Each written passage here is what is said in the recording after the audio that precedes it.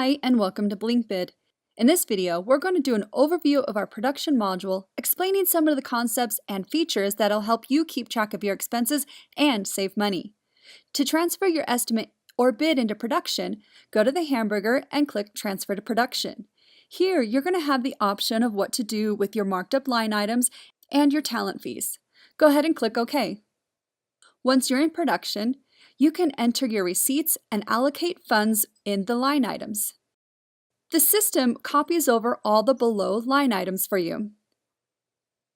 As you enter receipts and allocate funds, you can keep track of your budget.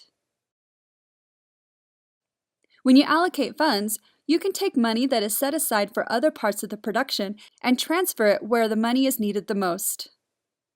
At any time, you can run a production or an actuals report. This gives you a better idea of expenses, and you can share with your team or print for your record.